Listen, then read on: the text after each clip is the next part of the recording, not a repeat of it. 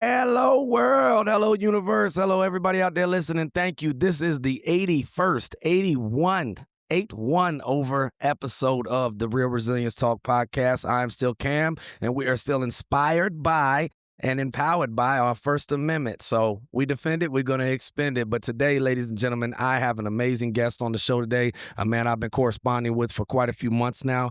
An Army veteran, a leader in the community, a man making differences, and he's going to explain to us a few things that we might need to know. So make sure you take heed to listen to this warrior and his story and his guidance, and maybe we'll be made better, because that's the whole goal of this show, is to make people better, stay upstream, and stay left of bang, because when times get hard, they do, but we need some resilience. So with that said, everybody, welcome Mr. Raymond to our show today. Yeah! How are you, sir? How are you? Thank you. Thank you. Before we recorded, I'll get the words out. I love it. We were talking about a lot of things that even though we probably come from different backgrounds and different experiences, when you're in the military, for me, it was a life-changing experience, Yes. really life-changing. And it helped me to relate to people better than I ever would have had I not done it. Fortunately, we're talking about, jump school, that, we both made it, our service experience out alive and, reasonably. That's right. Yeah. But the mental experiences and the emotional experiences, at least for me, have never left me. It gave me, thank you, the taxpayer, for paying me Amen. in order for this experience that, I survived. And what I'm really pleased about is I was intelligent enough, and we can define intelligence, but I was intelligent, or maybe not use intelligence. How about I was astute enough and Ooh. curious enough and observant enough to benefit from the experience that I went through. Amen. Amen. Yeah, I got to say that too. Thank you, all the taxpayers, for the education I received. Education comes in many, many forms. It's not just scholastic. So thank you. And Right. That's I right. hope I was an astute student as you were, Mr. Raymond. But Well, I'll tell you where actually, it made the difference. See, I'm not athletic. I mean, I may look like. Well, actually, I'll tell you a quick story. Well, let me just say, explain. I'm not athletic. I'm studious. I'm curious. So there are people that actually helped me through the that's right. through the the PT and all the other things. I was just I was not good at throwing grenades, and I was not good at the handlebars. I just don't know how to do it that well. However, they helped me in that, and I helped them, with the, how to think, Yes. how to do things. Well, actually, even some of the basic things, how to make a bed. I mean, believe it or not, I was at a conference in Washington D.C., and I was sitting at the bar, and then there was this military person, and I was telling him about, my experiences. He looks at me, he says, "You just don't look military enough." And I said, you know, "You didn't look like the type." And I thought, "What's the type?" I mean, Amen. because I didn't have tattoos, or I didn't, I think what he was saying is I didn't look the warrior part. I hadn't thought about it, but he didn't think I looked like a warrior. Yeah. He probably doesn't know anything about the real culture of the armed services, because I'll tell you right now, some of the most ferocious, vicious, amazing warriors I ever met when my time in service and being around all the branches were people that did not look the stereotype, were people that were sometimes quiet, reserved, that were studious, or that just didn't fit this general stereotype. And the ones who did fit the stereotype were some of the worst leaders, some of the worst followers, some of the most non-tactical or practical people in the world, but they talked a good game. And when they were sitting at a bar, I'm sure they really wanted to be a service member then. But we needed them to be a service member when they were actually at the unit on a day-to-day. That's when we needed them, not at the military birthday ball, not at Toys for Tots. We need you to be one when you're at work. So some of the most effective warriors I ever met were nowhere near the stereotype. So there's Well, to that. summarize, really what I think you're saying is there are people that show up, and then there are people that participate. I That's like right. people that participate. I mean, do you know the most decorated soldier of World War II? The most decorated Audie Murphy? That's right, that's right. And he was 5'2", 5'3", didn't look the warrior part, That's right. but he but he participated. Simon Sinek, I don't know if you know him, Yes. and, he talks, he does, consulting, I'm not sure in what with the Navy SEALs, Yes. and, but he was telling the story of, what makes him how do you get through, Bud School? And, what he said is it wasn't the people that were the best athletes. That's right. It was the people that, knew how to participate, and they knew how to cooperate, and I think what he's saying is that they had endurance. You gotta you Yes. gotta work you gotta endure. It's like, going to school. I wasn't a natural student, but I endured because I said, "I think it's worthwhile, so I'll endure it, and maybe I'll learn to love it." That's right. So whether he's right or not, I never went through, Ranger School, I never went through Delta Force. I couldn't have made it through Delta Force. I mean, that's a whole level of thinking, and probably I wouldn't, because of physical, thing, I probably wouldn't have made it even if I wanted the endurance, I don't think I could have done it, but it'd been interesting to try. I'm in the same category, sir. I'm in the same exact category, and there's many people probably listening right now to my voice saying it, and they're going, "Yeah, Cam would have never made it neither." But you know who did, and there's a reason why they casted Chuck Norris in that movie. So I'm just saying, I'm not Chuck Norris level, but there's a reason why he is. Here's the difference, Cam, I think, I'm just giving you old opinion because 'cause I'm I old. love it. No, I love it. You don't know unless you try. I mean, I've Amen. tried things and, every once in a while I say, "Gee, I didn't know I could do that." Amazing. Or I listen to somebody or somebody helped me through it and I said, "Hey, I've said I can do this. I didn't think I could." And then, sometimes I've done things, where I'll say, "No, this isn't working for me." But you never know till you try. I mean, there's some things, I mean, I'll give you an example. So I am not gonna try bungee jumping. I like it and survive. I'm just never gonna do, bungee jumping. I'm with you, and I love that outlook, especially the emphasis on the endurance and the you don't know until you try. You don't know. I talked to a lot of people about just using art therapy as a way to express things. I've said it before, stand up comedy has saved my life. And you don't know you even enjoy something until you try it. So there's a lot of people who are like, I could never do this, I could never do that, or I don't like that. And it's like, did you try it yet? Like, because if you like bowling, the only reason why you know you like it is because you tried it, or it became a healthy outlet for you, or the You know same I like with how'd you anything know I else. like bowling? I'm just saying, that's my example to people, you know what I mean? Because and then there's the other side of it too, where people don't know what they don't know. So there's a lot of untapped potential in a lot of us as human beings because either A, we don't know about it, or B, we do know about it and we're not willing to try. So y'all take heed to that. If you're sitting on something right now out there, listener, and you're like, I always thought about fill in the blank, just do it. Like just Nike it, right? Just try it and see if you actually give it a shot and try it. And if it's like anything else in life, it may take a few listens. There's a few songs that I love that are in my favorite like song library that the first time I heard them, I was like, but then it grows on you. Or the first time you work out after not working out for a while, you're pretty sore and you're like, ew. But then after about 2 weeks or so, you're like, hey, start feeling some little bit of strength, start feeling a little better. And then you start seeing the results and then you're hooked. And then you're like, now I like the gym or fill in the blank, running or whatever the thing may be.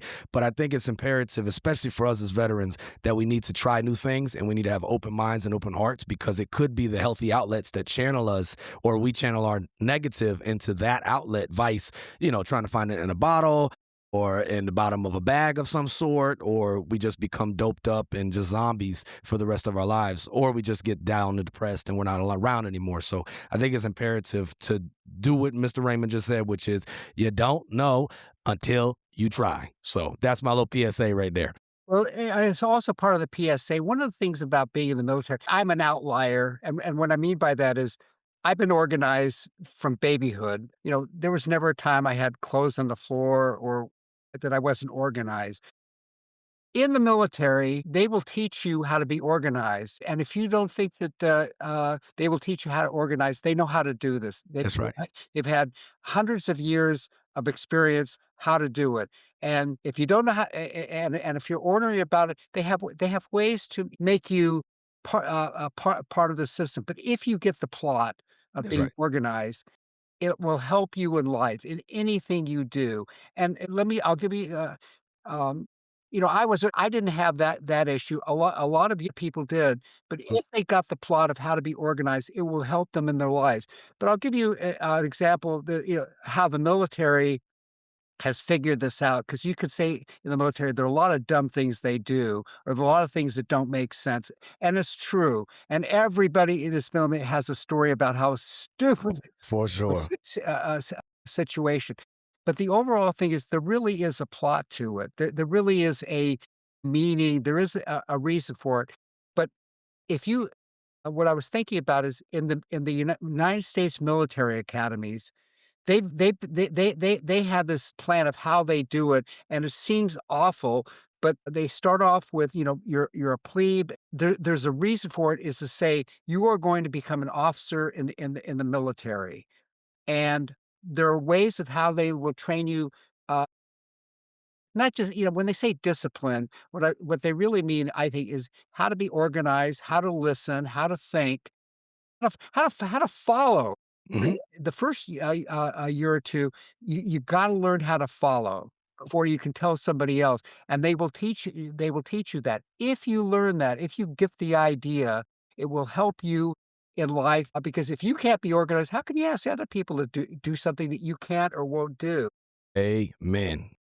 Yes, yes. Yeah, we can't have we have enough hypocritical people in our lives and stuff like that. And when you're in leadership and you have lives at stake, it's imperative that you understand how to follow and that you understand how to lead by example. That doesn't mean be perfect, but that the fact that you are willing to humble yourself to conform to what is expected of you so you can expect that of them. And what I heard, a little mantra, a leader of mine, a mentor of mine, a friend of mine, Pat, used to always say, he said, inspect what you expect. Yes, And it just matters. But if you aren't living up to the expectation, then how are you to inspect? exactly. And depending on what you're doing, in the military, it's life and death. At least, things like it is life and death. However, one of the things I've come to respect, people will say, well, I'm in, I mean, in this culture, even the elected officials say, I was in the Rangers and I was in the SEALs and I was in, they all want to say I was in special ops. However, what I really admire are the support people. Amen. I can't do anything. Nothing can be done unless you have the support system. They are vital too. They're not always your most rugged. If they're not organized and they're not helping me, I'm I'm in deep, I'm in deep trouble. That's So, true. I've learned in time, and also admire people that they're not as rugged or they're not as athletic, but they're doing a lot. They can do a lot of things that can help make your life a lot better, or they can keep you alive. It's so true, especially when we have our own little like ecosystem of how we handle everything. And, in the Marine Corps, it's every Marine's a rifleman. And I know because I know friends in the Army and other branches where they went to serve as truck driver or they went to serve as supply or admin in theater, and they were tasked and asked to go on patrol and to go outside the wire and to actually be security for convoys. I was in Iraq with members of the band or augments, and some of them were So they were so tuned up, huh? they literally And the that's tuned up, yeah. humor. The They band were tuned they up. were so tuned up. That's right. They were on tune. They were killing notes. I like that, killing notes. All right, They were killing I was gonna notes. go there. Thank you. Thank you, Cam. I love it. I love it. Nah, it's true. So you just don't never know what is the potential of somebody or what the mission at the task at hand may pull out of somebody. So don't always judge people on their MOSs or what their actual assigned specialty is. Cause I know some straight up warriors who will kick in a door and clear a room and save some people and do a humanitarian mission all at the same time. And they're admin or their supply or they are, or like I was a communicator, I was a radio operator, and we used to always say, you can talk about us, but you can't talk without us. I know some radio operators that are immaculate warriors and can go toe to toe, blow for blow with anybody in any kind of specialty of any type of tactical, straight on kinetic MOSs, and they fit in just as well. So it's a lot of hoopla and to each their own. I think the ones who really know the difference of what it actually takes, they're not ones that will tell you what they are. They'll show you what they are. And some of them are not the stereotypical, 5'10" strong state trooper looking person, right? It's no, it's 5'3". Some women that were very, very short were some of the most ferocious lionesses in combat and warriors on convoys, and actually perished and gave the ultimate sacrifice, but they were just as effective as the 6'2" football player, Ohio State, whatever fill in the blank stereotype. No, it's just about being a warrior, and that's a spirit that we carry. And you just never know what somebody's capable of until they're in that situation. Exactly. I was reading about that there are a lot of people that have won the Congressional Medal of Honor that just don't look, as you say, the warrior type. But at that moment, they had something what was in them that said, "This is what they're going to do." And they asked us, "And why'd you do it?" I said, "Well, I did it because I had to do it, or I had to save people." That's right. And so, as you say, it's not what you look like, as you say, it's what you do.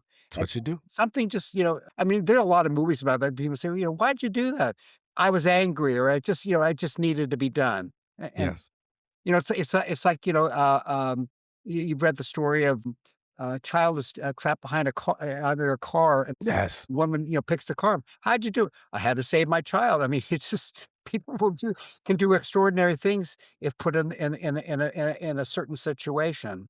It is. It is. And the willingness to be put in the situation says it all. So to me, if you're a veteran out there and you served 2 years or 4 years or 40 years, all of us signed a blank check to give our life to a cause.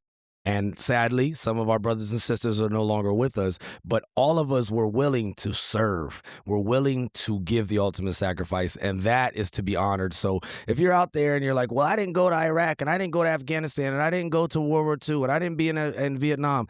Hey, don't compare. You're just as much a warrior as anyone else. Your time will come, or it blessedly it didn't, because I pray for peace. Be ready for war, but I pray for peace. And anybody who really knows war knows that really nobody wins in the end.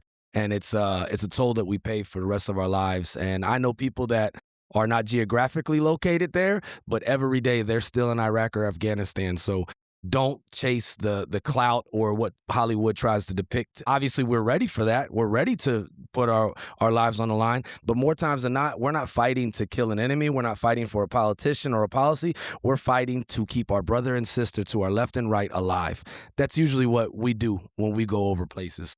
Don't sell yourself short. You signed the line, then you're a veteran and you deserve the thank you for your service just like anyone else. Anyone. Amen. I see a lot of our veterans, though, a lot of them, they're like, well, I was in during, after Gulf War, before GWAT, or I was in during the 80s. It wasn't the same. No, no, no, no, no. You served and you were willing to pay the ultimate sacrifice. So all I say is thank you for your service, and you're just as much of a veteran as anyone else. Comparison's a thief of joy, but it's also the thief of healing. So that's my thoughts on that. But I do want to gain your thoughts on something, Mr. Raymond. The subject of resilience. I think we've kind of hinted around it the whole time, but how would you define it, Mr. Raymond? God, I haven't been asked that question. I don't know if I've ever been asked that question about resilience. Let me think about this. Because I mean, I've always had to be resilient because sometimes I need well, let me ask you this: how do you define resilience? What do you mean by resilience? Give me an example of resilience so that maybe that'll help me to give you a better answer than. Yeah, no, thank you. So to me, I mean, and everyone has their own kind of definition of it. We can go to Merriam-Webster's and there's a scientific definition of it, and some people even argue using it as a definition to define, perseverance as we use it in a lot of common terms. But I do think resilience is the difference between a lot of things, and us keep going. But for me, I say it is the ability to adapt, the willingness to adapt, and the willingness to keep moving forward. And I think a song that says it best is from Sam Cooke, somebody who died way too soon, but a great artist. He has that song, Keep Moving On. And it's just that. It's just how do we keep moving on? But some of that sometimes is how do we adapt to the situation at hand? And another one I like to say is basically what Bruce Lee defined with be water, my friend. That to me is resilience, because that water, it's carved out all of our major landscapes in the world today.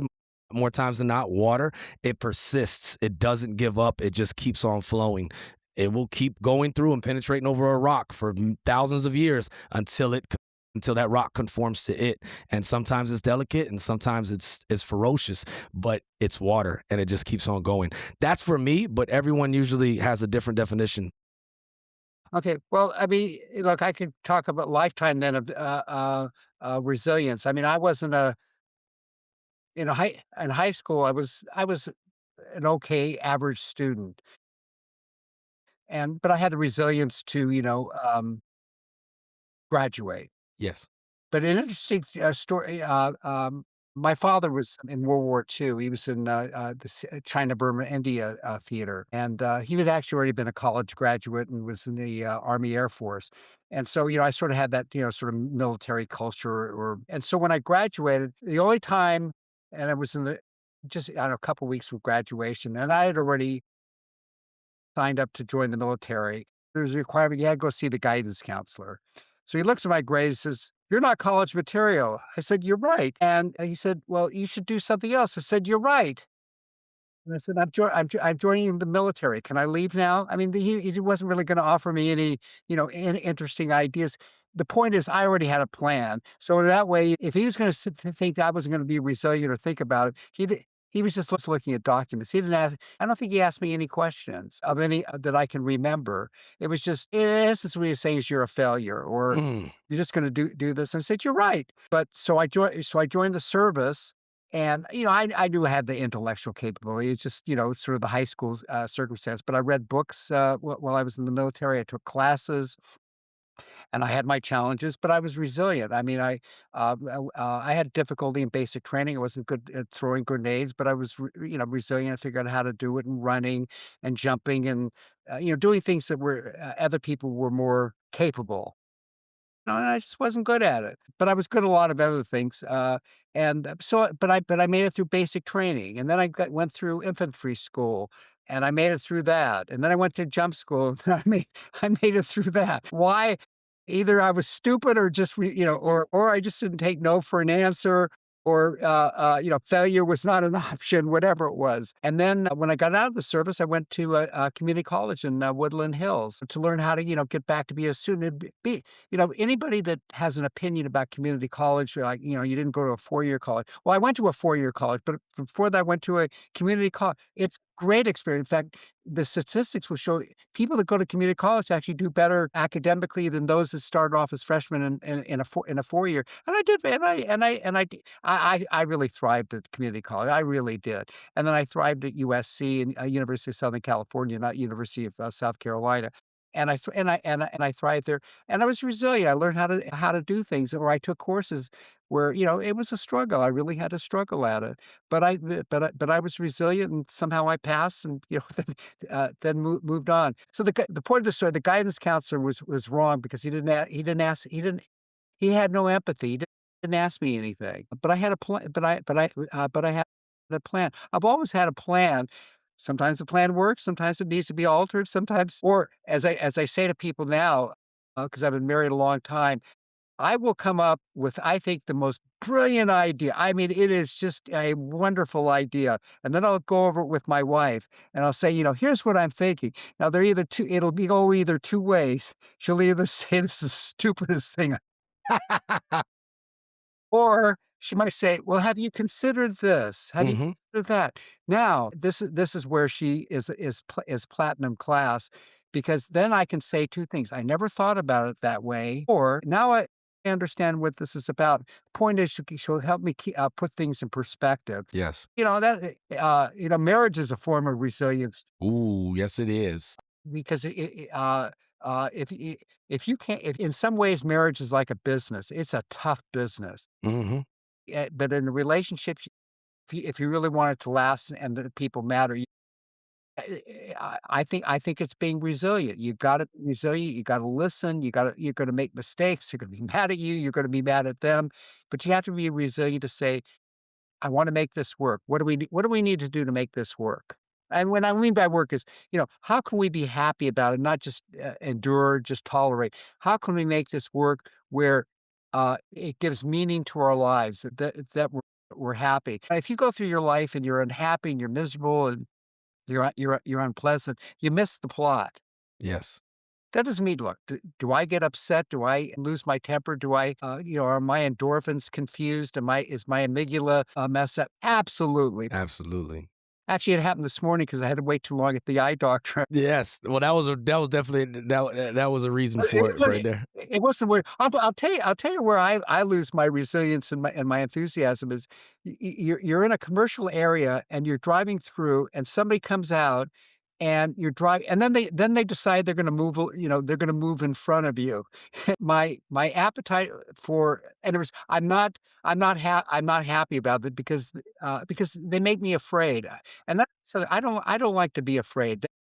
And I don't like to be, surprised. I'll say it another way, rather than be afraid, I don't I and I feel this way, and I talk to people about this with long-term care benefits, is that the 3 things that people really don't like to be, if, in their lives. 1, people don't like to feel invisible. Mhm. 2nd, people want attention. Everybody, even if you're a loner, even if, whatever it is, everybody needs and wants some level of attention.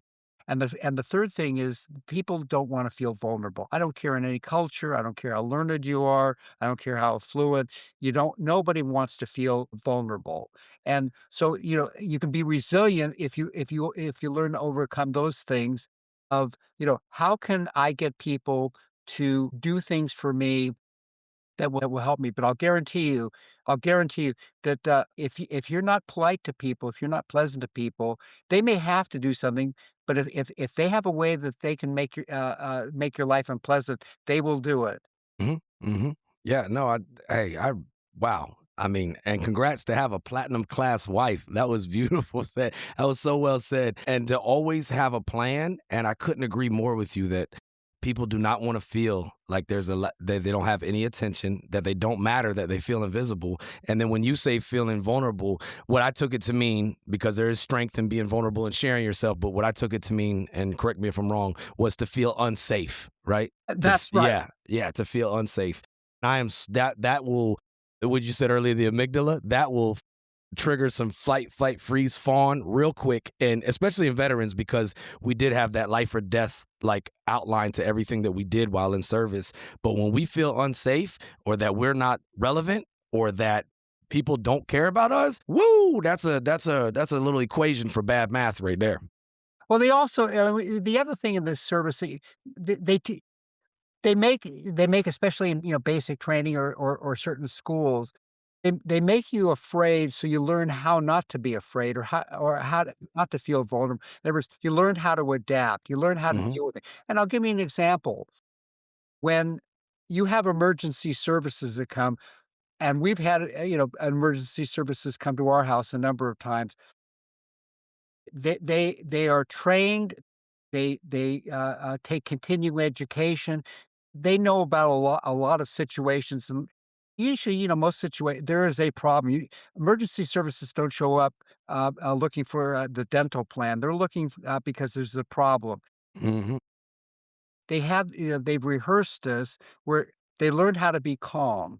They learn how to ask questions. They learn how to deal with in a stressful situation, and that's a valuable skill, to have. Because look, I don't want emergency skills coming to say, "Let me look at YouTube or AI." So true, so true. Yeah, no, it does. It puts you in those uncomfortable positions so you can develop that grit and that resilience to be able to like I think Jocko, famous Navy SEAL, talks about like calm is contagious, and then being able to be the calm in the storm, especially as a leader, to be able, and that's what that person is in that situation. They're there to triage, to identify the most bleeding they can, stop that bleeding, and then provide care and aid. But they're not going to come up like frantic with you and be a fellow commiserator. They're trying to get to the end state, which is to save lives, and Yeah. that's a such a skill in life. But I think and to all the veterans out there listening, I talk a lot about mental health and sharing things and being vulnerable and don't suppress it but express it. But I want to say also to all the warriors who are currently in operation in units, there is a time and place to compartmentalize. There is a time and a place to suppress because you have to focus on the task in hand.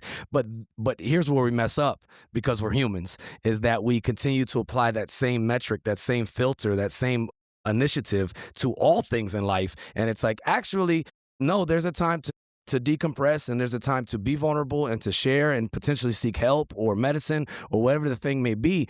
but we get stuck in it, and then we just feel like we can't share. We have to compartmentalize everything all the time, and that is not what anyone is saying. But there is a time, and I think that's where we're having a lot of friction right now with some people, not all, but to where they are like, I'm just not happy today. I can't go on this mission. And it's like, oh, no, no, no. You're misinterpreting the whole logic of what we're trying to say here is that we shouldn't stuff it all in and suppress it forever. But there's a time and a place to not be vulnerable. And there's a time and a place to focus, like you said, those EMS workers and staff that come out. They don't have any time. There's no moment right there to be like, I'm just feeling down. No, no, no. You need to save lives right now. That's what you need to do. You know, I think sometimes we overcorrect or we throw the baby out with the bathwater with one initiative or the other, and then we're just not effective. And that's the last place any of us want to be, is to be not effective in life. And we do walk around miserable because, we overcorrected or took it too far. Well, we do that as service members, don't we? Well, if somebody has gone through, police departments, or if you've gone through a major event, you've shot somebody, somebody shot at you, they take you off, call offline, deactivate you. Uh, and they'll do that for airline pilots Yeah, because you've been through trauma. that's right. They want they want to work with you to know that you're okay. Just to say you're okay, you're not okay. It's like, if I step on your and I can say, I apologize, but somebody was say, "Does it hurt?" "Yeah, it hurts." It's okay to say, "Yeah, it hurt," rather than, "Are you okay?" "No, I'm not okay." If my wife is mad at me and then somebody says, "You okay?" "No, I'm not okay. I've upset somebody and I'm upset." That's right. But if you've been through whatever experience, and you think or people can notice it. People sometimes can diagnose it better than, because people say, "Are you okay?" "Yeah, I'm okay." "No, I'm not." Oh, Is to say, "Look, let's talk about it." One of the differences that is, and I read about this after World War II, when all the troops, came, they didn't get on planes. They got on troop ships and came back to the United States. And one of the things that the psychologists found out is that it was actually good therapy that, you're a week or two, whatever time, because they all had time to talk about it. That hmm doesn't mean that, they still didn't have post, they didn't call it that way, uh, but they had a chance to talk about it. By the time, Korea, maybe the same thing, but Vietnam was different because we didn't go on troop ships. Did our tours, then we went on a 707, and so we didn't have to there was no time to talk to anybody about, our experiences with each other. It was, one day you're in Vietnam, 24 hours, 48 hours later, you're in the United States, and you're in a different it's just different. yes. And so you didn't have any time to decompress, and I think that that's also a good thing. And people also sometimes in combat, we used to have it where, we'd have terrible tragedies, and we get together and, and commiserate and talk about it. And sometimes they bring in the chaplain, but you gotta have a way to talk about it, because one difference if somebody has been through, a situation, say, I'm really not into this, my preference would be, don't go. There's something, because you might think that, again, it goes to, "Oh, you're okay." No, you're not okay.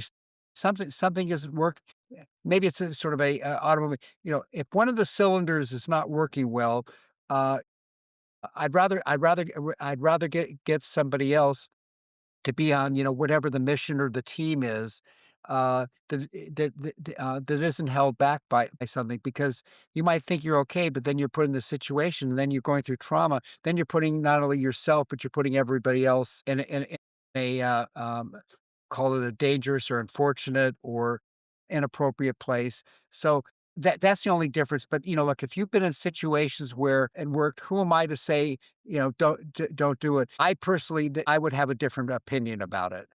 No, I love that, and I appreciate you referencing that and sharing that because it's true. And if you're not 100%, if you're not up to par, then you could potentially hurt other people. And y'all heard that right there. Like we need to decompress.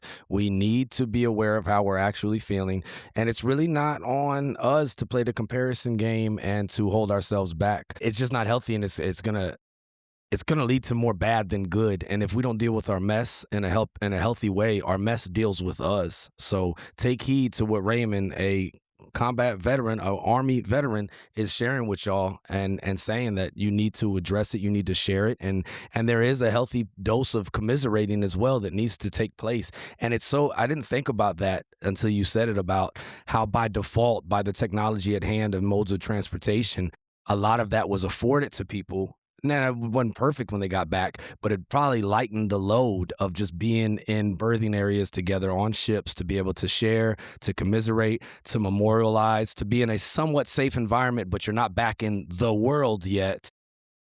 Vice what happened in the Vietnam years and then in the, GWAT years and in the Gulf War years, where, yeah, 24 to 48 hours, you are back in the world. And I mean, it's a lot there's no real time for adjustment period. And I think that that's more of what we've done more of what the approach of being on ships and taking a long time to get back to home in our human history than what we do in modern times where we're back in the world. Boom. Maybe you go to Kuwait for a little bit, hang out there, and then you get right on a plane and you come right back to America.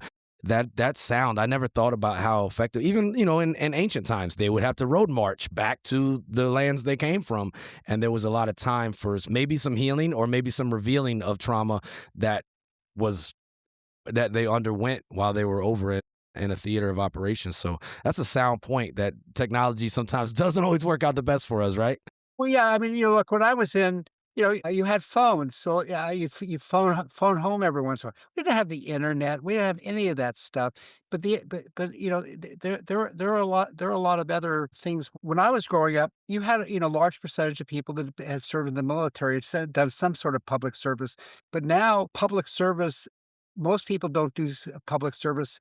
And when I say public service, I mean, I include volunteering or being in the service as being, some form of public service. Very, very few people are in public service. Very, very small percentage of the population has ever been in the military. So they know something about it, but unless you have been in it, you can read about it, you can talk to people, you could say you know people. Yeah, everybody say, "Oh yeah, I know somebody that is this." Look, I know people that are PhD. It doesn't make me a PhD, but I know people that are Yeah. but if you've had volunteering experience, if you've been involved in experiences with other people, you'll get a perspective. I mean, even now, if I ask people, "Where's the Gulf of Hormuz?" I bet you that people still don't know where it is. If I ask somebody, "Where's Afghanistan? Where's Iraq?" We were there for 20 years, and I say, "Here's a map."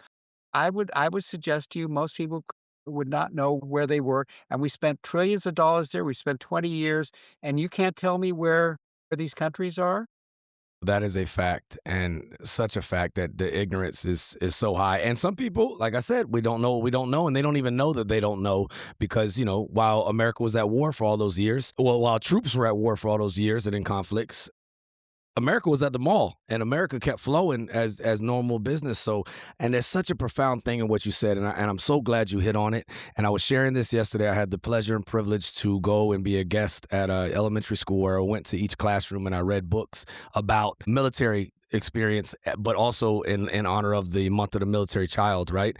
And I was explaining to these children that, to be a hero, to serve, okay, you could be in the military, you could be in the armed services, but also to be a teacher is a form of service. To be a nurse, to be a construction worker building something, to be a firefighter, to be in any of the service worlds. So anybody out there who hears both of us and we're both veterans and you're like, I can't serve in the military because of fill in the blank reason. It may just be something medically holding you back and you feel like, oh, well, I can never serve. No, that's not true. You could serve at the SPCA. You could serve volunteering at your YMCA and being a youth sports coach or be at the Boys and Girls Club being a mentor.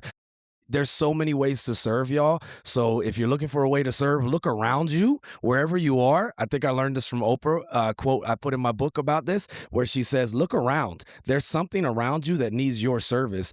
And not all superheroes wear capes, is what I was explaining to these young children. If you're a human being that's unselfish, that cares about other people, that wants to protect other people, make other people safe, and to make other people better, well, you're just as much a superhero as Superman or Wonder Woman or anybody else because you're willing to do something bigger than you. So please don't, when we say the word service, as Raymond just alluded to, Do not just think about it as cut and dry.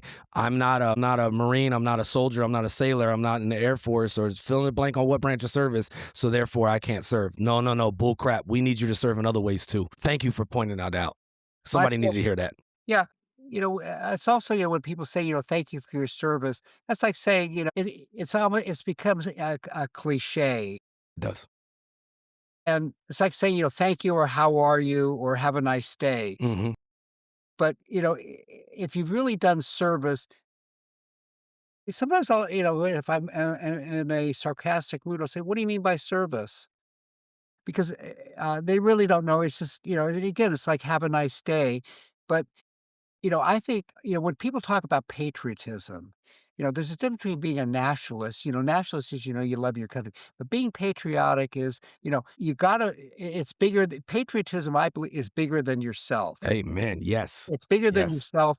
So if you haven't been involved in anything that's bigger than yourself, don't give me this that you're a patriot. I mean, you may be patriotic to something. I mean, loyal to something, but that's nationalism. Mhm. Patriotic is, that I care about something. I care about it enough that I'm going to do something. Mhm. I'm just not going to say it. I love it. When I got out of the service, the armed forces was not popular. We were dishonorable. They didn't thank us for our service. They were angry because they were angry at me for decisions that I didn't make. Older people make decisions to send the younger people to war. It's always been that way. But they were angry. But now I've seen an arc of not only just thank you for your service, but I've also seen, and my wife will tell you that I've been agitated about this for 50 years, is that how can you, where they were angry in the 60s, in 2026, it's, you have elected officials. I was in special operations. I was in the SEALs. I was a ranger. They'll now talk about it as if they don't remember what it was that the military and people serving they did not think it was honorable. So now they use all the special ops because that's the cool lingo now. I mean, how many elected officials have you ever said, "Yes, I served in supply. I typed DD-214s." That's not cool, but I was a helicopter pilot. I was a jet fighter pilot. They'll all say the cool things. The typists, they did all those things that got me paid a lot, and make sure, all the things arrived for what I need. So they were just as patriotic as we've talked about, as anybody else. Very few people will ask me a supplementary question of, why'd you serve? Or if I did, sometimes there's a standard. Well, I didn't want to go to Vietnam because I didn't want to die. Well, I didn't go to Vietnam because I wasn't looking to die. I mean, I drove on errands today in my car. I'm not going out to die. I mean, I went out for errands. Yes, yes, that's so true. So there might have been something unexpected, but it's like, I'm not sure if, as a psychologist, because is that people will say it, they'll get that mantra, and it's like if they say it, it's like saying, the Lord's Prayer. Mhm, mhm. Or somebody sneezes, you say, "God bless you," and it's like, did you really want God to bless them in that moment? Yeah. So we get these terms. I'll tell you, when somebody says sorry about that, unfortunately, or I apologize. Those are the three things that send me. That disrupts my amygdala and my endorphins because it doesn't mean anything. It's like, I'm sorry about that. Okay, and now what else? What are you going to do about it? Or unfortunately, I'll say, unfortunately, you're being stupid, or, Yes. no, but brings unfortunately. So actually, I use a black swan negotiator. When they say unfortunately, I'll say, seems like there's nothing you can do to help me. Now that might change their opinion, but to others, the assumption is if you say the magic words, if you say these words, it's something. Oh, I understand. Yeah. You know, uh, uh, but it isn't. It's a term in order to say, "I don't really wanna tell you anything more. I don't really wanna help you, so I'll say these things so that, you'll accept it and go away." It's true. It's true. Yeah, I get triggered. It fires up my system whenever someone is disingenuine. If you genuinely tell me to, go to hell, I appreciate that because it was genuine. But if you know, You know what checking I the would say box, if you said I say, you know what I would say, and I've learned these negotiating skills, which I wish I'd learned 50 years ago. I would have said, "Cam, seems like you're not happy with me. Seems like I said something that upsets you." See, that's gonna help you, to say, "Well, maybe Raymond's trying to understand. hmm Maybe hmm Raymond's trying to be empathetic." Because, d and these are skills I talk about this myself is that one of the things that I think people um, need to learn, must learn, is negotiate. You need to learn how to negotiate because it helps in everything in your life. And you don't think that negotiating, you don't get in many negotiating situations. Anytime, if you have kids, you're negotiating with them all the time. It's a constant yes, negotiation. yes, If somebody says, "What do you think about this?" for negotiation, or "I need your help." Negotiations happen all the time. What we don't know is we don't know how to negotiate. We don't know how to I'll give you an example of, people will ask me, what are you gonna do this weekend?" Now, that could be a trap of saying, that they may commit you to something you don't wanna do. So I'll say, "What makes you ask?" that's good. Yeah, because everybody always has an agenda. Yeah. Yeah. Or you get the 40 calls, "How you doing? How you doing?" And so what I've learned to say is, "Seems like there's something you wanna tell me," or "How's your day?" There was Braxton Bragg, who was a general in the, Confederate Army. People would ask him this, and he'd say, "How much do you wanna know?" But these go back to cliches, but if you ask somebody, you say, "It seems you have something on your mind." I can't It's like when you ask me about resilience, give me an idea of what resilience is, I can give you all kinds of examples, but it may not really answer or provide, useful information until I have some idea of where do you want me to go with this, or what information can I say that can be useful to you. Yes. Yes. And in the military, I read this, you see this on Reels. I'll give you an example. AP Hill, second day of the Battle of Gettysburg, or was it the first day? No, I the first day. Lee gives AP Hill an order of, take Little Round Top, or take, some hill, but if convenient or if appropriate. So Hill says, "Look, my troops are tired. I didn't take the hill." So the Union troops take the hill. But what Lee really meant is take the damn hill. So say that, Lee. I'm with you on that. I'm with you. That's why I hate sometimes in the military, especially on the officer side, they'd be like, it is highly encouraged. And I'd be like, why don't you just say you want it done? Don't give me that highly encouraged crap. Just say it, do it. You know what I mean? Like, I hate that because it's like a passive aggressive talk, and then you're assuming that I should know. And then that creates tension and just miscommunication and misunderstandings. And just tell me what you want and I'll do it, boss. Yeah, it was sort of polite language, but sometimes, in the film The Paper Chase, where Professor Kingsfield, somebody be rambling on, he says, "Get to the point." These are other things that you need to sometimes you just need to get to the point of saying, "It's imperative or it's important that you do this." Rather One of the things that in our culture, and I'm sure in other culture and maybe in different ways, is and I can't remember in the military, sometimes it's just, I'm giving you an order, but you also, I mean, you taught, what is a lawful order? What's a legal order? Baloney. But I also think that people, when they're giving instructions, people say, "Why'd you do that?" Because that makes you feel defensive. hmm A good negotiating is, "What made you do that?" Because Mm. then you're gonna give me a reason. I mean, look, we all do things that, are call it stupid or inappropriate. It's just what we do.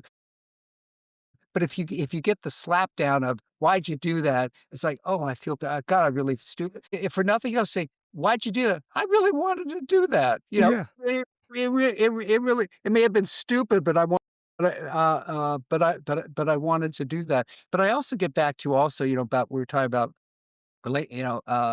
mental health and things, is that if if you have certain symptoms, and certainly drinking or addiction, that's a sure sign. It's a symptom of other things. Yes. Either within yourself have the resilience or the judgment. People always say common sense. I know, well, if everybody had common sense, we'd know exactly what to do. Yeah. But I use a more, a longer to is your judgment. Is it, because judgment means to me, and there was common sense says, either you've been through something and so you won't do it. But judgment is, I may, I'm going to think this thing through, and then if I want to be stupid about it, I'll do it. But at least my judgment says this is what thought about doing, so I did it, and it may be good judgment, it may be bad judgment, but at least you're trying to get information. But life is not simple. If we're simple, we'd all be good at it. That's why I'm a little bit annoyed with God, and I'll tell you why. If you have faith and you believe in God, then he should have done it differently. First of all, he should have, the sex should have been really complicated, and everything else could be, a childbirth and living would be a lot easier. But I think he made sex simple and everything else a lot more complicated. Oh, that's good. That's good. I like that. I like you should go to an open mic and try that one. That one's good. Because if you go, hold on, what do you mean? And you're like, because it's true. It's true. A lot of the other stuff comes as a result of something that's pretty easy to accomplish. But it's like some of that bears gifts that you didn't want. Well, the term you're looking for is consequences. Yes. Yes. What made it look simple, that were consequences. How many times have we has something come out of our mouth that as soon as we say it, and as soon as, this was really stupid, it was really Yes. dumb, but you can't take it back. But the consequences of what you've done, can, depending on the situation, either be, severe or catastrophic. You say something to somebody and it hurts their feelings, and, maybe it gets them more depressed, or Hmm. so, I don't know where I'm going with this, but somehow it just seemed that these are things that, judgmental things or consequences of what I've learned in my life, or things from the military, or things that I learned at the military, but actually things that the military taught me, or Hmm. ideas that I've lived, not the least of which is when I was growing up, my parents were educated, and I'm not talking about high school graduate. I mean, I'm talking about people, they were lawyers, so they had college degrees, they had advanced degrees, they were learned people, and if you don't believe me, they will tell you they were learned. If they were alive, they will tell you how learned they. And you thought, that they had all this wisdom. But when I went in, basic training, I knew of no one that was married. I knew of no one that was not a high school graduate. I knew of no one that, didn't have personal security. You know what I mean by, food and shelter, or didn't have an abusive childhood. And you go into basic training and you see people whose lives I never would have known, never would have understood until I was there. I mean, it gave me an awareness and appreciation that, I've awareness of things that if I hadn't done that, maybe I would, but it's doubtful, because then you go back to whatever, your bubble. Whatever you already know, right? Yeah. And I think that's where a lot of people get stuck. But I love what you said right there, because the education that you get when being in the armed services, you can't put on a piece of paper. Like my daughter right now is serving. A lot of her friends went off to college and stuff, but my daughter joined the Marine Corps and is serving overseas right now. Your And daughter's wait a minute, yeah, you're only 35, Camp. yeah, yeah. You If you like say so, if you you say like so. it, man. What I say is I to did a I lot of people, now that caught me off guard. yeah. I had no idea that you At had. 21 years old, serving in the United States Marine Corps, just became a meritorious corporal, a corporal. She's a meritorious. She got promoted from merit, but she's crushing it. But From what I tell people from is, boot camp? what's that now? From boot camp? No, no, she was just a E1. She came in E1, and then she's been in for about 2 years now. But she's crushing it. But the thing is some people say, well, is she off at college? And I said, she's off at a type of college. She's off at a type of educational institute, and I think the education she's gaining there is going to be far more worth it if she, when she gets out or she EASs and then goes to college because of the discipline she's going to learn and the awareness for other people and the fact that we're all just this makeup of just all these different socioeconomic statuses and cultures and even geographical locations. And we all come together for that one thing to protect and serve that Constitution. And the education that you get in that space, it just informs you so much because, like you said, when the judgment and the consequences, and then the fact of the ignorance that we just don't know, if we don't get informed by another option or another source of information, we will just keep on going on with business as usual, which may not be what's good for us, depending on how the pendulum swings or what your background and experiences are. So I think for you to admit that and to say that, I think that that's the real experience of education that people get when they come in, because you come in from one side of life and then you meet all these different people, and it really just gives you an overall compassion and empathy for others, and an awareness to, if nothing else, you're tolerant of other people that may not see things the same way you do, because you understand they come from something totally different, and here we are together with this common goal. And I think that's what universities were originally designed for, was to do that. But just the way everything is, it's kind of just not equal to where we don't get the nuances. You do at universities for sure, but you don't get the same amount of nuances that you get in the serving in the armed services. So I just agree. I'm thankful that you touched on that. It's true, but after World War II, when you had the GI Bill, you had tens of thousands of veterans. That changed everything too. Yes. It was one of the best pieces of legislation that Amen. ever did, was the GI Bill, because it made America, and it made a lot of people that never would have been able to go to college. But that changed college campuses too, because they had been through, every kind of experience you could think of. And so when they were in college, they weren't there to use the term goof off. They were, Right. because they wanted an education. They had been through, severe life experiences. A lot of them, were married and have children. They weren't there. They weren't there for the No. to get better lives than they knew it, and they weren't. I mean, they were in their 20s or 30s. My father, as I told you, had already had all this education before he went into the service, but he actually went back to school in the GI Bill, got another master's degree in LLM. So, he used the GI Bill. It was available. Why not? So he, Yeah. yeah, It was a life changer for me. I tell people, and I'm not saying this to brag, but I'm just saying that if I can, anybody can. But I only finished eighth grade, and I came in with a GED, and I was an at-risk youth, as they call us, or an untapped potential youth. That's what I like to look at it as when I work with young people who are in adverse situations. But through the Marine Corps, I was able to use my GI Bill, and I was never a successful student growing up, and I only finished eighth grade, everyone. And through the Marine Corps and through discipline, we eventually got to go to university, and I finished my 4-year degree.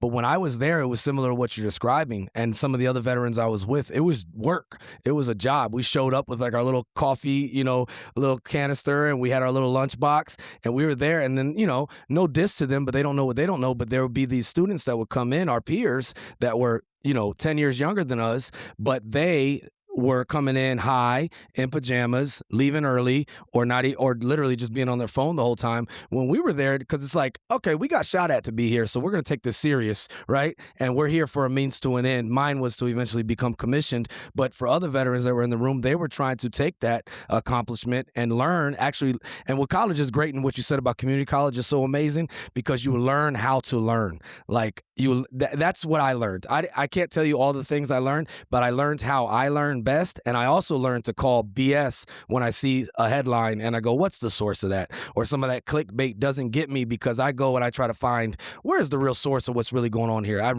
That was a skill that I don't think I'd be the person I am now, to question things and to, because part of patriotism is to not always agree with what your government does, but you're willing to die for the freedom of that. So that's a lot being said right there. But I so agree with you, for all of us that are veterans, and some are there for some are that old guy at the fraternity too, trying to get the fun and trying to goof around. But for the majority, you take it serious in a different level, and you learn how to learn, and you're there for the experience of what it is, which is to learn from others.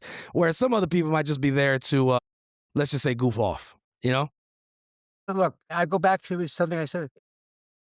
If you've been, in any if you're older, if you've been involved in any the service or any kind of public service, is that learning, you gotta be organized. Yes. You gotta say, what are the assignments? What are the readings? What's expected of me, and how am I going to get organized to do all this stuff? And you have to do it for a job, whether you're self-employed or you work for a company. You got to be organized, where you got to say, what time am I going to show up?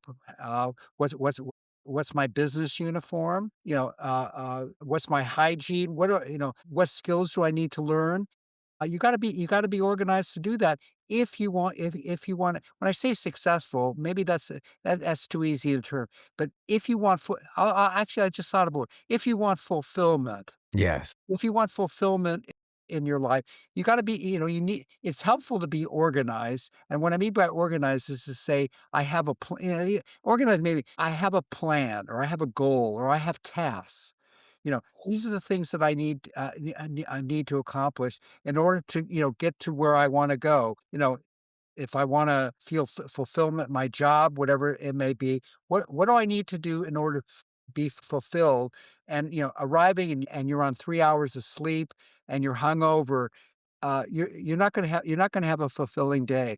Trust me, I've tried all those things. Me too. Me too. Yeah, you're not gonna reach your full potential because you're coming from an empty tank. You got no fuel in the tank, and it's just. But I'll tell you one thing I learned, and nobody can look at this, but I have a page. It might look like I'm over here on my phone, but I learned in the Marine Corps because we used to get in trouble when we were young E2s, E3s. If we went and saw a gunny, if we went and saw our E7, and we didn't have something to write with and write on, we were in trouble. And it also, but what he taught us was it. You needed a writing implement, That's right, and and I still stay with it. and you needed a writing implement and paper all the Yeah. time in your pockets? Well, you needed like a little memorandum and a piece and something to write with because, like the Chinese proverb says, the dullest pencil is sharper than my memory. But I had a first sergeant. He used to always say, And they "Right time." taught you that at boot camp? No, I learned it when I was in the fleet in the actual operating forces, And that was a requirement. and it stuck with me every. And my We never had that because we had a lot of people that I really believe could not, yeah, reading yeah. or writing. I mean, actually, I do that too. I mean, I don't always carry paper, but I always carry a pen. I don't always bring paper, but I do bring a writing implement. That's a very good idea. I like that. It has helped me out so much because especially being an artist now. And always and having ideas. If you don't write it down, you will forget it. It's just the way it is. I don't care how good your memory is. And the older I get, the worse it gets. So if I don't write it down, it won't happen. So that's part of my organization. But Cam, you never were sarcastic if a gunny says, "I want to tell you something," that you didn't come back and say, "Let me write down whatever it is, whatever stupid thing that you're going to tell me." Tell me you. well, you know what I tell people, Raymond, and it's what you alluded to in the beginning. I am the product of patient leaders who didn't throw the book at me a time or two that allowed me to reach my full potential. So, you know what I mean? Bingo. Is that you had people that were wise enough to say you're a work in progress, but in the words of Seneca, you had potential. So they saw Yes. potential. Yeah. And I'm the product of that because if it was just up to me, I'd have probably failed out a long time ago. Yeah, but I had good leaders that were patient with me and that taught me things. And also, it's a sign of respect to that. If you're talking to somebody, anybody, especially of authority, that you have something to write with and write on because what they're saying may not be for you to just be like, I see people in like before I left and I was on the officer side sitting in staff meetings and they had nothing to write with and write on. And I'm like, are you really going to remember everything the CEO's saying right now with their intentions and how we need to carry out things? And like, of course, we have commander's intent and then we have left and right lateral limits. But like, this is pretty important stuff. And it just shows a sign of courtesy and respect to that Hey, person. if they record it, yeah, I see all these recording devices that people can have. Are you okay with that? Well, in our spaces, we couldn't have it because we were behind secret stuff and you couldn't have electronic devices. So it really was old school. And then, obviously, if I it's something thought about that's, it that way because, see, I mean, I see all these, hidden recording devices. yeah, some people do that. I'm old school. If I'm going to That's read fine. something, I got to print it off. But I had a first sergeant of mine. He used to always say what you were saying about knowing what's expected of you. He used to say, right time, right place, right gear, something's getting done. But if you don't have right time, right place, right gear, nothing's getting done. And I'd be like, right time, right place, right gear. Right time, right place, right gear. And it just sticks because you need to be right time, right place, right gear. And then something can happen. But if you don't have that organization on the front end or that accountability, then you're really saying screw you to everyone else who did, but also you're not prepared. So what's up with that? It's good mentors, good mentors. And I didn't always like them. Maybe you had a more cooperative. When I was in, it was not a cooperative because you had the draft and there was unfairness with that. And they were also bringing in people that a lot of them should never have been in the military. Never been there. Yeah. And that was a problem. One of the things that happened to me was, I went in and I cooperated. I was not a disciplinary problem. However, sometimes a lot of sergeants or people would take advantage of the situation. Mm. And it was not a smart move because, they had so many people were going AWOL, so many people had, a problem, and I was not a problem. So, I had a specific situation. When I was with the 82nd, see, is this the 81st or 82nd, podcast? I wish we'd have done 82 just for you, but Yeah, it's the 80 I 81st. was with the 80 I was with the 82nd, and, it was sort of late in my time at Fort Bragg, but I drove for the, brigade commander, but I was a specialist, so I still had to do all the other, the KP and the guard duty and all that. But, I was supposed to be exempt, but they didn't make me exempt for some reason. So I was on KP and so rather than argue about it. So anyway, the brigade commander says, "Where's Lavine?" Well, he's on KP. He went ballistic. I know. It was the first sergeant was giving me some problems on something. So, I went to the sergeant major. I said, "Look, I'm doing what you're ordering or what I'm supposed to do, but I can't be at 2 places at the same time. So you're gonna have to give me some, guidance and enlightenment, on this." So what I was saying was compelling enough. So he calls the first sergeant, says, "Leave him alone." And I thought, and as you know, he was a command sergeant major. He wasn't just a sergeant major. Command sergeant major is it's a sergeant major, but it's a special designation to say we're in command. And as anybody in this earth, if you wanna hear the voice of God, you wanna hear the voice of Moses, you wanna hear the voice of Jesus, listen to a sergeant major, 'cause Yes. that's the voice. So the voice went into the first sergeant of my company is to say, "Leave him alone."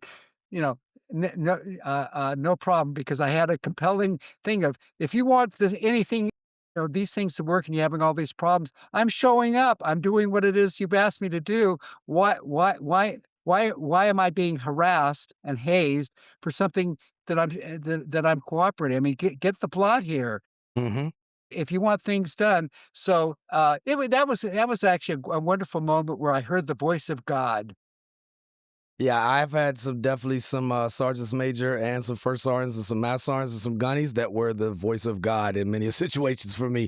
I wouldn't be who I am without those ranks and a few others that molded me and were patient with me. And And if you learn from the good ones, because they don't have to be learned, and what I mean by learned, they went to college, they had a 4-year degree, yeah, whatever. they went to the, military academy. There were some duds even if they went through all that, but there were a number of enlisted people or even some officers that really got the plot. I mean, That's right. they were the ones that if you were in a bad situation, those are people I wanted to be with. That's right. Yeah. And they were most likely probably about we and not me. And Oh, yeah. unselfishness is I don't care who you are. And I know a lot of people with degrees and all that PhDs. And you know what? I know a lot of educated fools. I know some people that have no educational, credentials, but they are very educated because they take time to read books. They take time to learn life. And they're some of the wisest, most genuine, good people. So to me, just because you have a degree doesn't mean that you're smart. No, it just means you learn you learn how to take the test. You learn how to Yeah, whatever it is. But there's some people went through a course and took the test and then couldn't remember anything. that's true. It's true. But a lot of these people, that really have good life skills and get the plot. I learned as much from them as I learned from any college course or any book I read. So is they bring up they learned how to be resilient, Yes. learned about failure. They had, whatever background, and they succeeded because of the things that they wanted to do. So that I could summarize it, they had wisdom. Yes. I thought Yes. a lot of them had, real wisdom. If you have the patience and the understand, it's just shut up and listen to them. Just be Yes. quiet, dynamic silent. Just listen to them. The things that they'll tell you are just astonishing. It really is. It really is. Amen. Yeah. I do want to backtrack for a second because one of the things that really jumped out at me that you shared, Raymond, and I know that, we retire from service or whatever, but what I look at it as that we repurpose service. And I know in this chapter of your life, you do not want people to feel that lack of attention, to make people, you don't want people to feel invisible, and nobody wants to feel unsafe. And I know in this chapter of your life that you're doing now, you are helping people have that sense of security and helping people have that sense of safety. Would you share that with our guests or with our listeners, if you could? Just because there's a lot of friction and a lot of stress in life that are consequences of bad judgment, and part of bad judgment is not being prepared or being organized. So I know in this chapter you're doing things to really help people. So if you wouldn't mind sharing and elaborating on that, sir. Okay, well, just to summarize, what I do is I'm an extended care benefit advisor. And what that really means is I consult with people and design long term care insurance plans, that is, caregiving plans, so that if you need help with your caregiving, that I'm the money guy. I'm the person that can help you keep not to get the attention. I'm the person that can help you not feel invisible. And as we talked about, is that I'll help you. I can almost guarantee that you won't feel vulnerable because you have the resources available for people to help you. What's wrong with having people help you? I like people to help you. Like one of the things I say is actually in a couple months, my wife, or actually next month, my wife's going to need knee surgery, is that I don't really like caregiving. I don't like being a caregiver. It doesn't mean that I don't want to be responsible for helping my wife, but I don't, some of the mundane daily stuff, we're going to hire somebody to do it because I don't want to do it. Now, does that mean I won't drive her some places? Does it mean I won't do tasks and responsibility? Of course I will. But if it's, some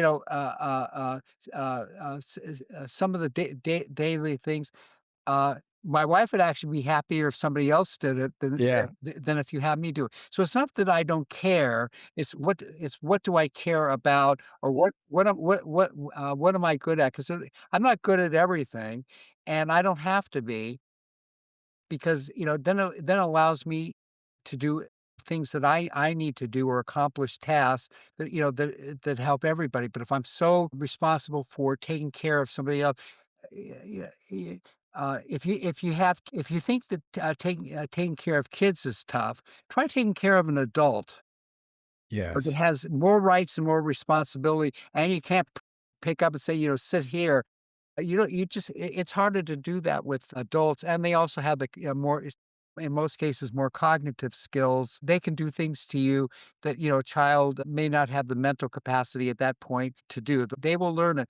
But what I help people to do is to have caregiving with dignity and fulfillment, because just because you need care doesn't mean your life is over. Just because you have people helping you doesn't mean you can't continue to lead a life of significance.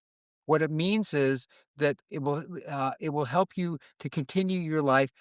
The difference is that you need help. And what's wrong with somebody helping you? I like all the help I can get. That's I like right. all the assistance I can get. But the thing is, assistance, it isn't free. Just isn't free. Volunteering isn't free. Service isn't free. You can volunteer, but that means you're paying, you're giving up something.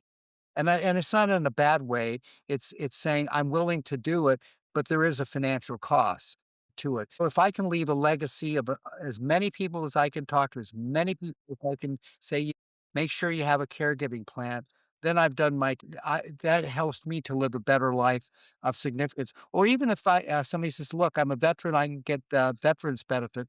Not so quick, especially if you need, veterans benefits for caregiving. You may be eligible, but you're not entitled. It's based on what the level of caregiving is.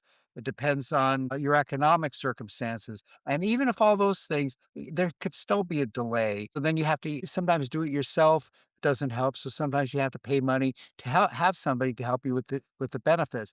And even if you have them, then it's somebody else that's making the rules of saying, much of the benefits, how many hours, who who you can hire, who you can't.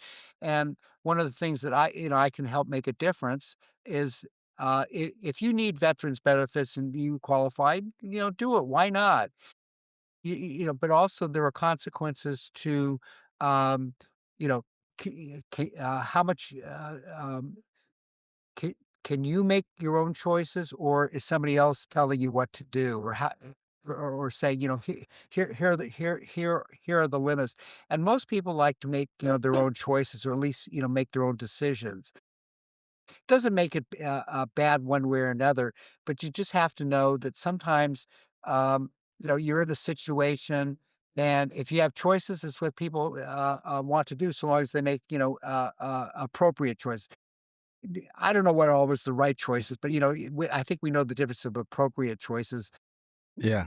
might be. But if you have people that, those that need caregiving and those that are caregiving aren't always capable or nice people. So you got to find people that you can cooperate with. And so if you have people that say this is the only one, or if it doesn't work out, you can only go through so many times. But if you have choices, I mean, you can go through agencies to eventually define what you're looking for. But that's what I can help people do, is even if you don't become a client of mine, that if I can give you insight to say, look, here are your choices, here are the things, make a decision what you think would be appropriate for you. But you have to know whatever decision you make, you got to live with that decision. Mhm. Mhm. Yeah, I think Hope it's is not a beautiful, but plan, man. Hope is not yeah. a plan.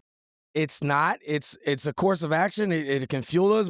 I think what's really cool is that you expressed was that for you being in the position and you've already expressed that you love and you appreciate your bride. However, you're not at the echelon of care that she may need. And also, I've seen this happen. I know people that I get mentorship from. They don't intend for it to be this way, but when you say that I'm going to be the caregiver as the spouse or as the immediate family member, there's a certain level of resentment that may be there as you being the one to provide the care, being out of your echelon, missing out on the other things that you could be doing or should be doing to find fulfillment and to find where you could be most effective. When if you had someone that's a subject matter expert come in going through her rehabilitation from the knee, well, now there's a subject matter expert that's credible, that's effective. You're still able to do what you do, and you obviously still care for her, but that caregiver that's an actual occupation and is an expert in it, can give the most effective care to her. And then that just sounds like a win-win. And there's a way to avoid a lot of unnecessary stress, friction, and believe it or not, maybe resentment that you may potentially have towards your wife because you have to take care of her in all these different kinds of ways. I hope everybody's understand what I'm saying the right way. Yes. Raymond definitely cares about his wife. He cares about her so much, he wants to make sure she gets the best care she can get, and Raymond might not be the one to give it. And we all need respite, sometimes from each other. Just because you're in a relationship, you don't have. I mean, I come from a generation was supposed to be, the couples, and they're supposed to do everything together. On this, I'm really glad that the culture has evolved. You don't need to do everything together, and sometimes it's healthier. There's a term for it. I love you for better or for worse, but not necessarily for lunch. It is true, but I love what you said too when you expressed your relationship with your bride and you were talking about working things out and growing together and being resilient. The thing I tell people outside of abuse, okay, don't hear me wrong, y'all. Outside of abuse, I think, at least in my experience, if my bride and I, and I'm not casting stones or judgment, got divorced for a lot of the reasons other people got divorced, we'd probably be on our like 17th divorce at this point. However, married life outside of abuse is not perfect, but being with someone and growing with someone, it is worth it. Other people think I'm crazy. My wife knows I'm crazy. So there's a certain level of of just love through the years that grows. But again, don't hear me wrong. If there's physical abuse or some other form of abuse and you're not safe, then maybe that's a reason to part ways. But for most other reasons, majority, not to sound like I'm preaching from a pulpit of perfection, married life is not perfect, but sticking it out, working together, growing together, compromising, adapting to each other and growing to your full potential. It may not be perfect, but it's usually worth it. That's just my experience. But we do need respite too. Sometimes I don't want to, yeah. Some people are just not relationship material. But if you're relationship material and you have somebody that you care about, it still may be, it doesn't work out, and you decide, not to have a relationship. But there that this is where intermediaries can help you Yeah. realize, because sometimes, you don't know how always know how to talk about, and it could be because of, maturity, maybe because you're just so used to doing things a different way that, changing your habit, and habits can be changed, but it takes work. In a way, it's, habits are sort of, are like an addiction. It could be smoking, it could be drinking, it could be weight, it could be, what time you get up in the morning, it could be spending. There are a lot of habits we have. Some are good habits and some are not. But if you want to change it, then there's a process of how you do it. There's a book, The Power of Habit by Charles Duhigg, a book about, habits and how people get into habits and how people could change it. But when I listen again to a lot of relationships, sometimes I listen to the person. Sometimes I'll say to them, I just don't think you're in relationship material. Especially if you're going through a sequence of people that maybe you need to say, well. Uh, if you have relationship issues, perhaps you ought to ponder or find out why things aren't working. And usually it's something about your personality, your way of doing things. You're not listening. Abuse is a different, but that I Yes. think is a form of a disease, where that's violence, and Yeah. That's not it. that's violent, and that's different than, look, people build up resentments. Mhm. You say something at, 8 o'clock in the morning, and then at 9 o'clock at night, you find out, what crime and misdemeanor you've done. They didn't tell you before, and it's like, got all these other things, now you're kind it was people build up resentments, Mhm. and if you have that kind of personality, sometimes, people need to tell you that you need to, again, change your habit to say, maybe you shouldn't be, dismissive, condescending, and pretentious. Perhaps you need to change, the way that you have to learn how to deal with people, and if you don't, and you wanna be that kind of person, be there's a the being alone, then be alone, don't be around other people. You're not relationship material. Yeah, no, that's so well said. And that's that awareness. That's that awareness of ourselves and really how we can reach our full potential. And sometimes that full potential is to make that what I just thought about when you were talking about habits. And this is actually the First Amendment, but also the most inspiring quote as to why I started doing the show, which I make no money off of. Everybody, I do no ads, no nothing like that. I just try to share good information, let people know they're not alone. But when Maya Angelou said, if you don't like something, change it. If you can't change it, change your attitude. That is the reason for this show, that quote right there, because there's a lot of things that we don't like. Well, then change it. And if we can't change it, we need to adapt and potentially conform to it. But I think in the spirit of relationships, there's a lot of irreconcilable differences that could be reconciled if we were willing to embrace different habits and new perspectives and things of that nature. But abuse, by far, no, that's not safe. That's not where anybody needs to be at. But I'm just saying some stuff can be reconciled if it's worth it to you. If not, then you part ways and there's nothing wrong with that. I don't think you're a bad person because the relationship didn't work out. But is this something that I'm willing to evolve with and adapt to? Or is this something that's just not worth it? And then that's where people make their decisions. But outside of abuse, I think a lot of things can be worked out in all relationships, not just marriages, but in all relationships. But that tension, that resentment, it becomes a cancer and it just eats up everything. It really does. And yeah. It's not good. I really appreciate you spending this time, and I know I went over because I run my mouth a lot, and I just thank you so much. Cam, you may think that I'm just being, patronizing. If you don't know what patronizing means, just, trying to agree with you. Mhm.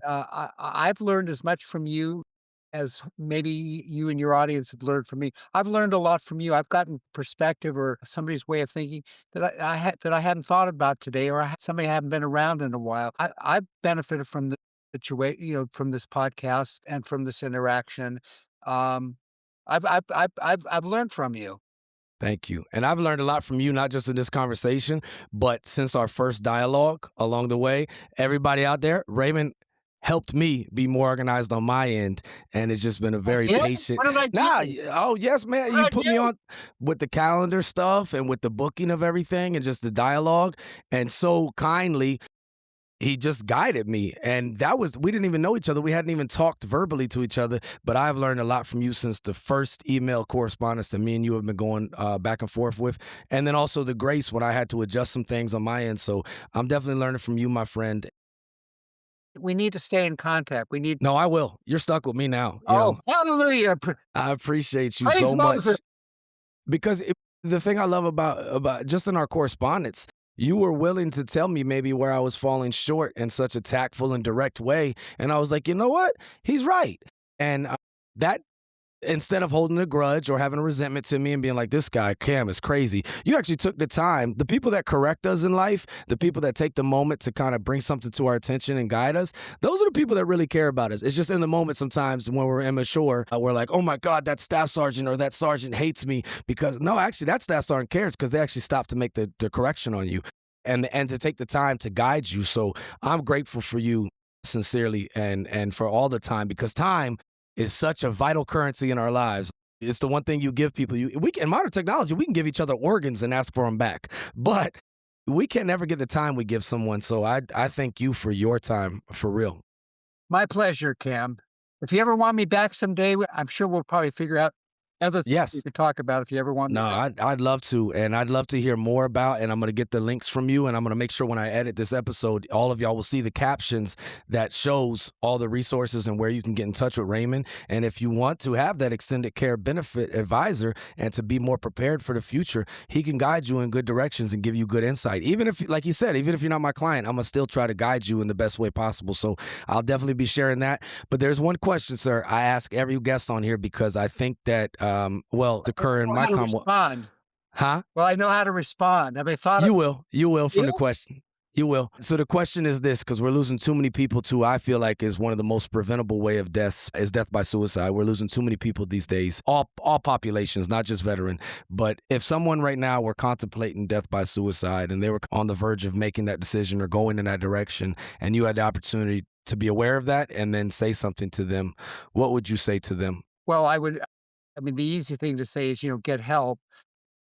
If I sense something, I'll say, Look, it seems like you're going through some difficult issues." I'd ask it as a tactical empathy question. Seems like you're hurting. Seems like, you have some issues. Just be quiet. Don't try to answer the question because I don't know what the answer is.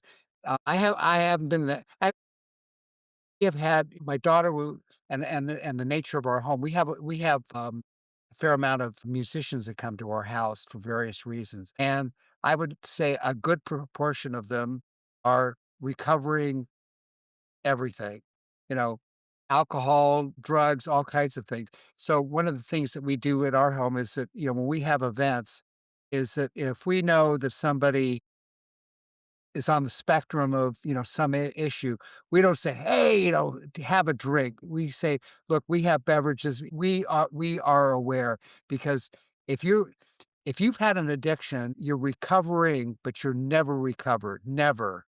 And so what we do, and actually my wife and my daughter have actually made me more aware of this than I was, is that don't, make it simple for them is keep the temptation away or to say, look, we have this going on, but we have this so that, and we make it in a way where you're comfortable with that situation. We have at the, we have all these beverages. We don't say drinks, we say beverages and that way, they can say, "Yeah, I'll have this ginger beer, or I'll have this, soft drink or something. I'll have this water."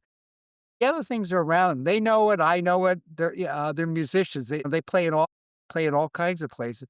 But just make it as if it's normal. It's typical. This is what it is. So if I do have somebody that and this, interesting. You bring this up. This happens, all the time where somebody will do something, they'll get in your way, they'll say something, and and you take and you get angry back. You use your emotions back, like in essence, is saying your mama.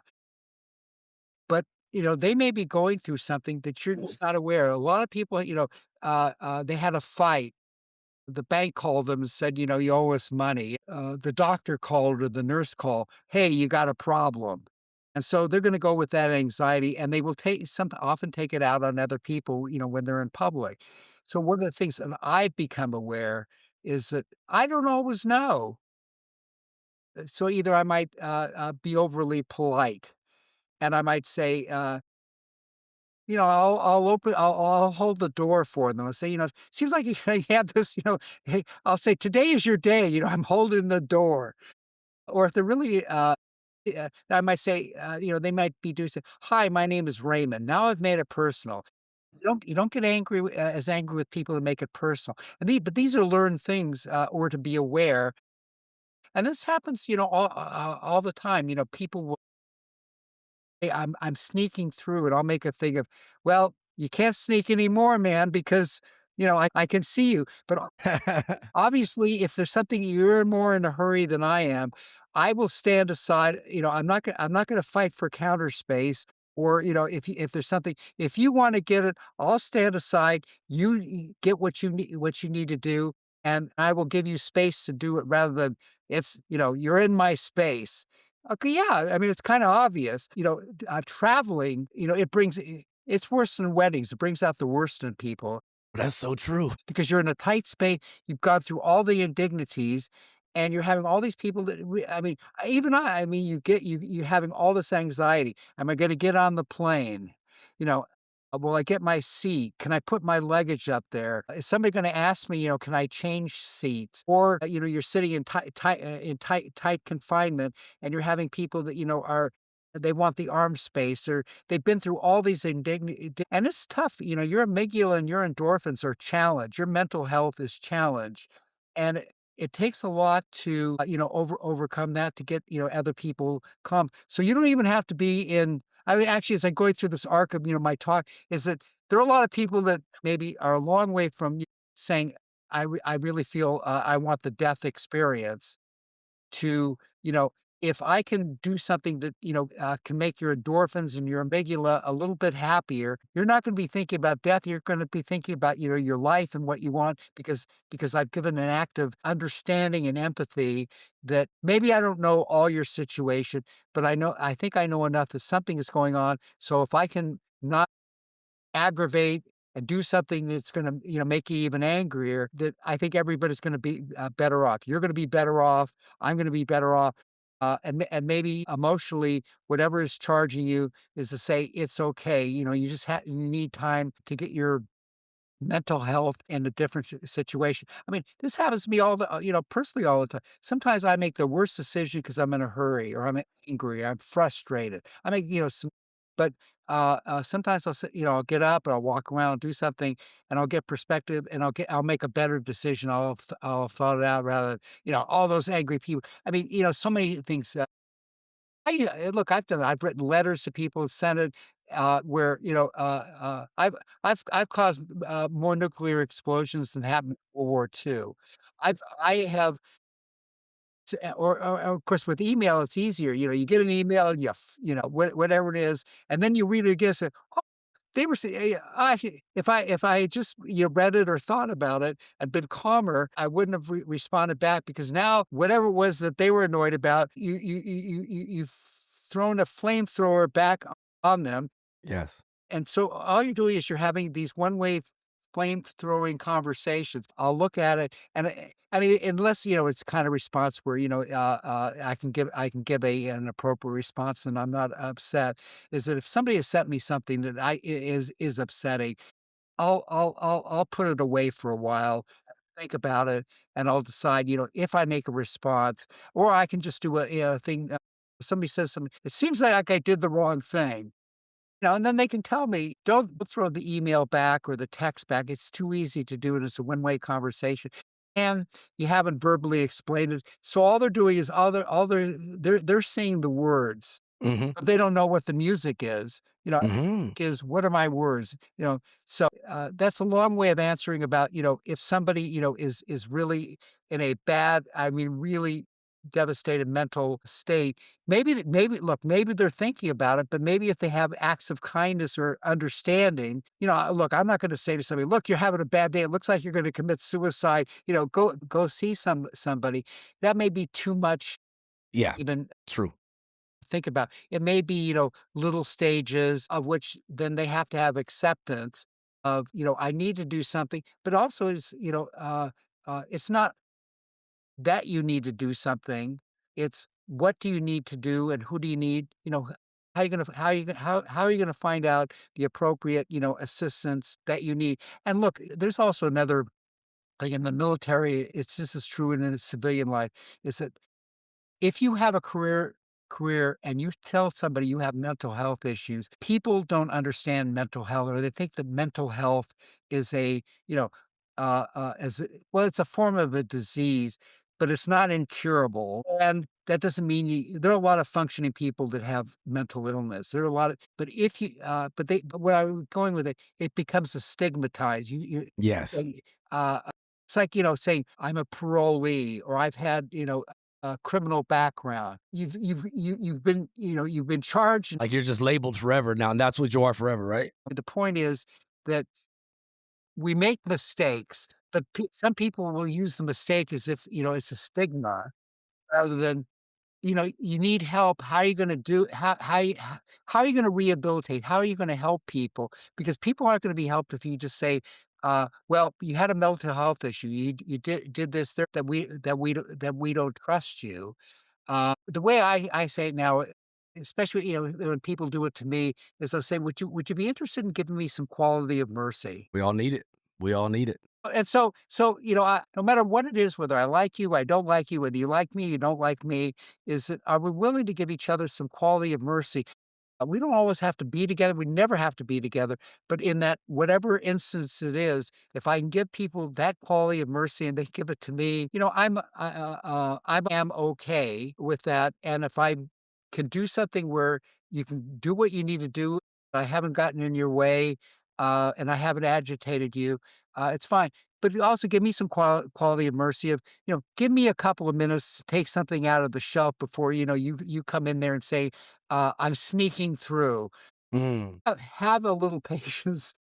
Yes, yes. No, I love that answer, and what it reminded me of is what Robert Williams said, and the irony is obviously how he departed this earth, but he used to say that everyone you meet is fighting a battle you know nothing about. So That's right. That's be right. kind always. Yeah. And it just it. I've heard The Rock say it. I've heard so many people say this expression too, that it's nice to be important, but it's more important to be nice Yeah. and to be a pleasant, kind human. And sometimes that's all the medicine someone needs. You have to learn how to be nice or what nice just because you say, well, I'm a nice person, Mm, but your behavior isn't pleasant, then you are not a nice person. You are a selfish person. amen. And you are a person that doesn't get the plot of, what you say to people, and then somebody can they'll say, "Well, you can't talk about it that way." I mean, this is our culture these days. We have people are yelling at each other. People are talking, Yes. but they're not. They're talking, but they're not listening. And if you want an example, look on Facebook or YouTube of interviews 30, 40 years ago, how they had a interview and a conversation than they do in 2026, how we're having a conversation of interrupting each other, yelling at each other, insulting each other. Gee, insulting me. Gee, I'm gonna feel a whole lot better about myself, and my dignity is gonna be really enhanced because you've been so insulting. Yeah, no, I mean, it's just I was talking to these children yesterday at elementary school, and it's just like playground rules 101 for life. Be kind, be considerate, and don't be a mean person. Like just don't be mean. But And if somebody well, deserves the thing is, you that, stop. go ahead. It isn't what does mean unless somebody knows what it is? I mean, these That's a good point. are tools, these are behavior things. What does it mean to be cooperative? How do you cooperate? What does cooperation, mean? What is teamwork? What is a team? What does a team do? And so Yes. it isn't just that you say the words, it's applying the music of, "I gotta teach you," and it all often goes to sport because it's the greatest understanding of meaning is that sports, it's teamwork, it's cooperate, but you have to learn how to do things. You have to learn how to catch a ball.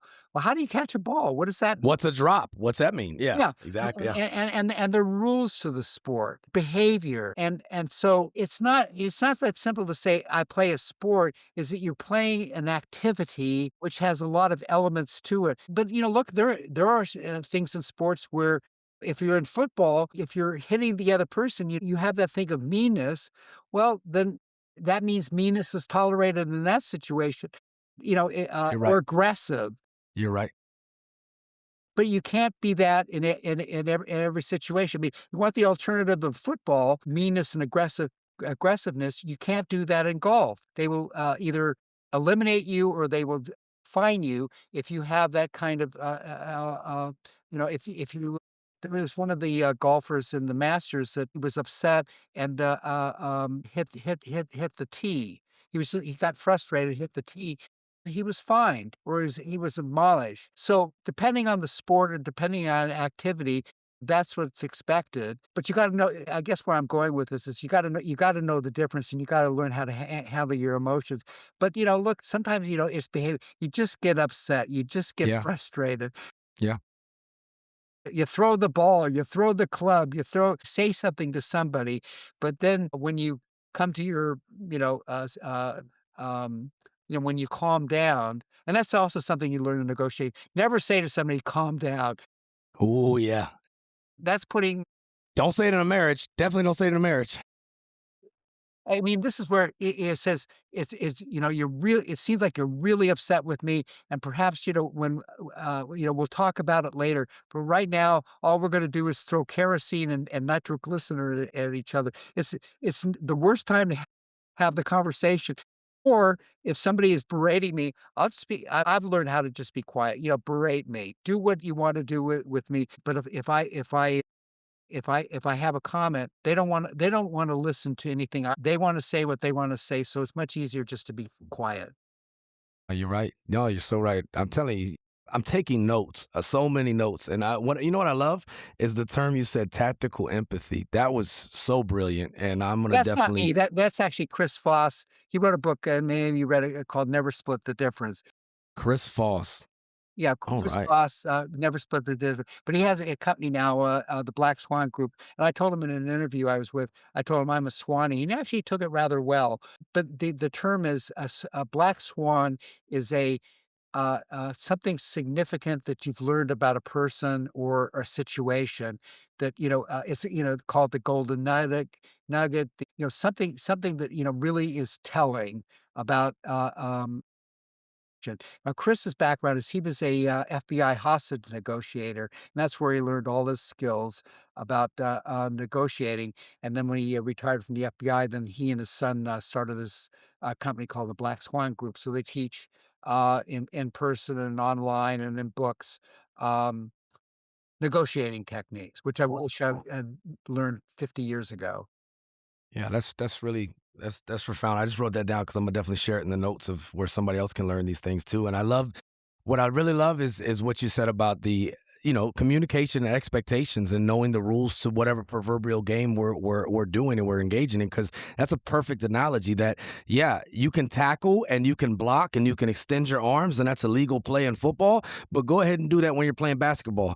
That's called that's a foul, that's a penalty, right? So it just we need to know that, and I think we assume so much. And I'd like to read Don Miguel Ruiz's book about the four agreements, but he says in there one of the four agreements is don't make assumptions, and don't make assumptions just to what you alluded to with your background and then coming to boot camp and then meeting everyone else. What is normal? That's such an abstract term because your normal is different than my normal, and we continue to do what we think is normal, but just because you're doing it what you know is normal doesn't mean we're doing it right or what is best for everyone in the situation. We're just creatures of habit and continuing to do because there's been no other input of experience or information or communication to tell us otherwise. So why are people difficult? Because they're allowed to be. And whatever the situation is, so you need to inform them. Like Connie Podesta, she made that term. She said in one of her speeches, she said, she's one of my mentors. Connie Podesta, she's one of my One of my favorite mentors, she's a comedian and a motivational speaker, but she said one time, she said, "Why are people difficult?" She asked the audience, and everybody comes up with reasons or whatever. She said, "Because they're allowed to be, and it works for them. And until we call them out or hold them accountable, they're going to keep doing because that behavior works for them." So it could be said for the same with the difficult person, or maybe you're the difficult person. But until somebody has the courage to bring it to your attention, you just don't know. So you're going to keep doing it because it works. Exactly, and 2 other things, I mean, my wife does this too with me, she'll say, you know, "You're gonna have to, modify or reorient your behavior." She's very blunt about it, but I even if you have, behavior issues, you can read books about it, but you gotta practice it.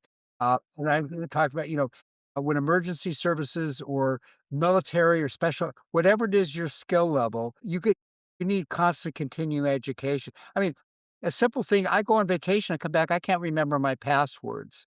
Yeah. I'm just not in the habit, I'm not in the practice of I mean, I'll get back into it, but the point is that, if you wanna learn how to change or you wanna get better at something, you gotta practice at it all the time, every day. Yes. If you have relationships issues, you gotta practice it every day. You don't just do it every once in a while or when you feel like it or you're in a good mood. When things are not going well, that you practice it. Smile, get up, do some say something. I do this almost every day when I'm out, doing something. Somebody will say, "How are you?" I love that, "How are you?" And I'll say, "Great." And wanna know why? Because you're here. And they have nobody ever says that. That's It says, true. "I'm feeling good because you're here." And then if they say, "Well, why is that?" It says, "Because if you weren't here, then I would be here being annoyed because I couldn't get something accomplished or the items aren't here. So if all of you are here that have what it is I want, and then you're helping, I'm very happy you're here. So I just want to acknowledge I'm really happy you're here."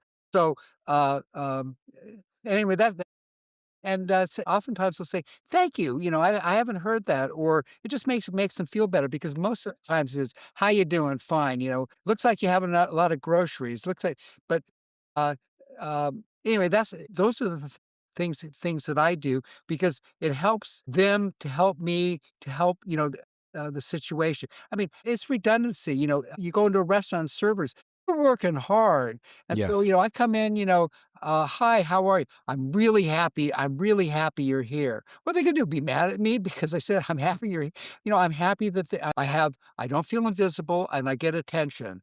I like that, and they're more likely to approach me or come around if I'm pleasant than if I'm, just saying, "You're the help." And I also say this, with people for caregiving, is that if you don't know how to accept caregiving, then you're gonna have to learn how.